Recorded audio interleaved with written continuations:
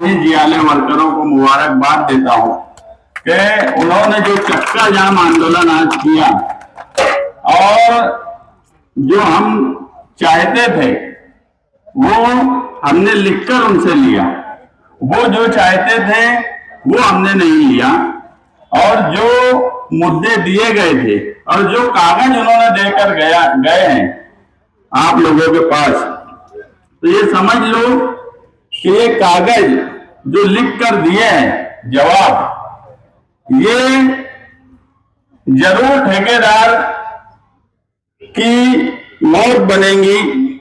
जो हम चाहते थे वैसा लिख के तो इन्होंने दे दिया, मगर वो भी जानते हैं कि हम सड़क पे भी लड़ना जानते हैं और हम अदालत में भी लड़ना जानते हैं, हम कानून से भी लड़ना जानते हैं। और ये सड़क पर बैठकर तुमने जो कागज हासिल किया आज कारपोरेशन वालों से, तो यकीन मानो मेरा भी कोई कानूनी वार खाली नहीं जाता, ये पूरा गांव जानता है। 8 दिन में ये लिखकर देने के बाद भी अगर कमिश्नर ने ठेकेदार के खिलाफ एफआईआर दाखिल नहीं की, तो अभी तक हम बोल रहे थे कि कमिश्नर एफआईआर दाखिल करे ठेकेदार और मुंसलिक इंजीनियर्स पे, लेकिन ये रिपोर्ट मिलने के बाद अगर 8 दिन में कमिश्नर ने नहीं दाखिल किया एफआईआर, तो अब कमिश्नर के ऊपर खुद एफआईआर दाखिल करने के लिए मैं हाईकोर्ट में पीआईएल दाखिल करूंगा इन पेपर्स को लेकर, कि अगर वो ये लिखकर देते हैं कि मक्तेदार की चूकी है, ये लिख कर दिए हैं, तो फिर अगर मक्तेदार की चूकी है तो उस चूकी पर उसको सजा देने का काम अथॉरिटी कारपोरेशन का है। कारपोरेशन के अंडर में वो काम काज कर रहा है। कारपोरेशन ने ठेका निकाली है 540 करोड़ का। क्या कमिश्नर सिर्फ 4% बिल बनाने के लिए ही ऑफिस आएंगे? क्या कमिश्नर का और कोई काम नहीं है क्या? गांव की सड़कों की क्या हालत है, शहर की तरक्की के सवाल पे क्या हालत है, पानी के सवाल पे पूरा शहर जब से प्रशासक राज है उस वक्त से पानी के सवाल पे परेशान है। ये जिम्मेदारी नहीं है क्या? ठेकेदार का 200 करोड़ रुपए का बिल अभी तक बन गया। 200 करोड़ रुपए का बिल बनने के बाद ना सिटी इंजीनियर साइड पे गए, ना ही कोई इंजीनियर साइड पे जाते हैं कि बिल अगर बन रहा है तो किस तरह बन रहा है, वहां के हालात क्या हैं।